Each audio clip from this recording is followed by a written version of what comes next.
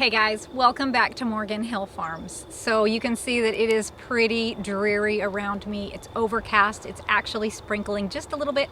So it is definitely starting to look like fall, kind of starting to feel like the holidays. We already have our Christmas lights up and the kids keep asking me to decorate for Christmas. So I'm just trying to find the time to get everything down from the attic to kind of see what we have and get the house a little bit festive. We are going to finally have some consistent frosts here coming up in the next few nights. I do have some really nice lettuce behind me. I am going to cover that, but that's going to be the only thing. I still have some green beans growing. My raspberries are still producing. I've got a tomato up at the chicken coops that kind of just volunteered up there that's still producing. So those will all be wiped out along with a few little peas that kind of sprouted here and there. But my lettuce I'll cover, and the brassicas, those will be just fine. They'll be able to tolerate the frosts for sure. But it's so funny, I've been looking at some of my cabbages. I lost a lot of my broccoli with Helene, and so we don't have an overabundance of that, but I've got a ton of broccoli. And I was just walking through those rows and looking at them, and this year I grew a variety called Promise from Johnny Seeds, and it's a storage cabbage and it's really big, and I just cannot get over how big those cabbage heads are. So I really overdid it with the cabbage. We're really overrun with it right now, but we've been giving it to neighbors and things like that. I do need to start making some sauerkraut now that we finally got colder. When I do my ferments in the summer, I get a lot of bad ferments. I get a lot of the mold and things like that, but in the winter they always turn out beautifully, so I can start doing that now. But at our last home, I remember would always bring us broccoli and cauliflower and cabbage that she had grown, and I always thought to myself, wow, it's kind of crazy that someone can actually grow this. You know, it's almost like at the grocery store it just sort of is there magically, but to think that someone can actually grow it, it seemed impossible to me at the time for me to be able to grow it. It just putting a seed in the ground or even just getting a start from a local nursery just seemed like I would plant that and never really get anything from it. So it's pretty amazing when I go down and look at all of the cabbage that I have right now and how big it is.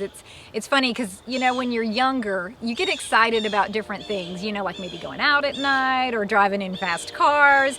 And then when you get to my age, you get excited about your heads of cabbage in your garden. So it's a little bit of a transition, a little bit different when you get older. But I remember when I first started this journey into growing our own food and not relying on the supply chain, I really wanted to learn everything that I could. And so what I'd do is I'd go to the library and I would take out 50 books at a time, because that's what my library card allowed me to do. So we'd take out 50 books at a time and I would go through and make notes of all the information that I wanted to remember.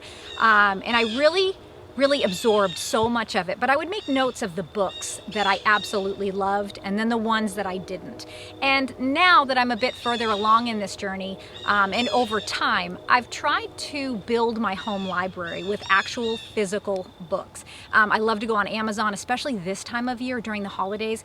They typically will have homesteading and gardening books like 50% off. Now, not all of them, but typically some of them will go on sale. And so this is the time of year that I really stock up. So last year I think I ordered around 20 books on preserving food and gardening and homesteading and things. And one of them that I ordered was called The Gardener's Bible. And it was like 10 books in one. And it had some okay reviews. It didn't have a ton of reviews, but it had a good amount. And it was like 4.5 stars. So I thought, well, okay, I kind of need an all-encompassing book. I'm going to get that. So my books came, and when I looked at that one, it was the thinnest little book. It had been done on like printer paper that you and I would have in our home. It wasn't really a heavyweight. It wasn't a glossy paper. Everything was black and white except for the cover was glossy, and there was no author's name. And it kind of threw me for a loop, and I thought, man, what is it with this book? And, you know, so I went to return it to Amazon, and they said, it's okay, just keep it, we'll refund your money.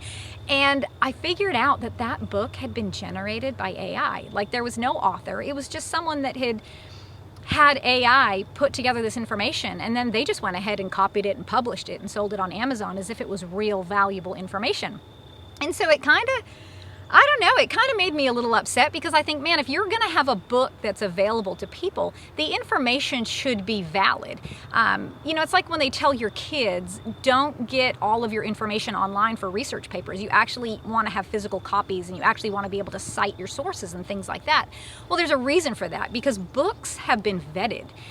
They've been checked to make sure that the information that they're putting out is correct and right. And so with this whole AI movement, we might be losing some of that.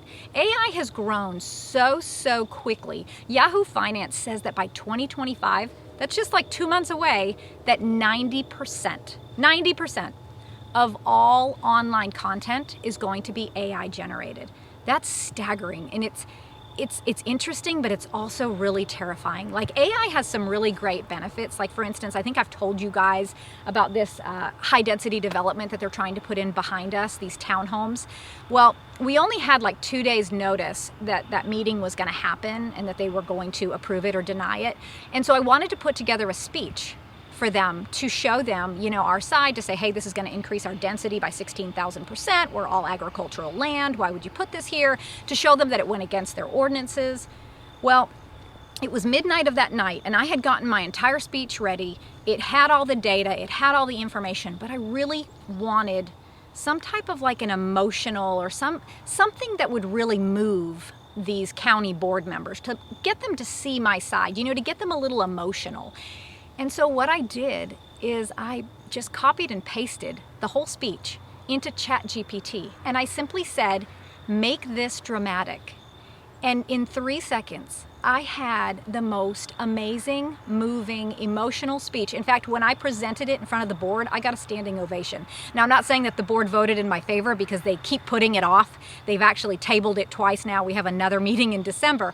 But I got a standing ovation, and that just shows you how amazing AI is. But it's also very, very scary when you think of the possibilities. In 2025, it's going to be a $60 billion market. And because they're pushing it out so quick, they're testing it on you and me. Every time you put something into ChatGPT, it's sending feedback or data to somebody to help refine those programs and things. They're not testing it in a controlled environment where they can vet it and make sure that it is actually safe. Did you guys know that Uber actually tested some self-driving vehicles in San Francisco, and they found that they didn't recognize any red lights, and they were running all of the red lights. So that's pretty terrifying. That's just a small example of how it could go bad. But it can go so much worse than that. AI can create content across so many forms of media. I mean, think about like text, your audio, visual, photos, and it has the ability to even replace one figure with another, put the corresponding voice with that person, and you would never be able to tell if that was real or if that was made up. I mean, up until recently, if you had video footage of something, there was no disputing that that happened. You couldn't argue and say, that didn't happen. It's right there. The footage is there. The evidence is there. But now with AI, there's no telling what is real and what is not. What's being put out there on the internet or on news media or this or that, is it there just to influence you? Is it there to fool you? They can do whatever they want and manipulate you in any way. I mean, think about just your Facebook feed if you have Facebook. They put on your feed information that they think is valuable to you, things that you want to see. Or maybe they are not showing you things that you want to see because they don't want you to see that information, and they might just be putting things on there that distract you and take you away from the information that you're searching for. So they have all of these really neat ways to influence you and kind of take you off track. I don't know if you guys have thought about that. Also, like if you've got an iPhone, have you seen these Face ID things? I never let mine do that. I'm not sure that it matters. It might just be scanning it anyways. But this facial recognition thing is really, really crazy too. Like they use it a lot in China. They use it in schools. They use it in hospitals. They use it in restaurants. They even use it in public transportation. So the Chinese people, they've got to swipe their card to pay for their transportation, but then it also has to scan their face before they're let in. And so, I mean, when you think about that, that is a way that they can track you in every aspect. They can see where you're going. what you're doing, what you're eating, who you're associating with. They can know your relationships. They can even know your political views. And somebody's taking all of that data. And it's just really crazy to think about how controlled we are and we don't even realize it. But what's even more scary is that they're using AI to do a lot of just really nefarious things. Like, for instance, there's a weapons company in Russia, and they have developed a robot that has a machine gun, and it will target and fire upon humans. And it uses AI to determine whether its human target is expendable. When you give a computer the ability to determine whether a human life is valuable or not, that takes humanity away. It really changes our world when you have robots. You know, you would like to think that if somebody was perpetrating a crime against you, or something was happening, or maybe even if you're a veteran, like maybe you were in wartime or something, you would like to think that at least maybe your enemy would have had some compassion on you.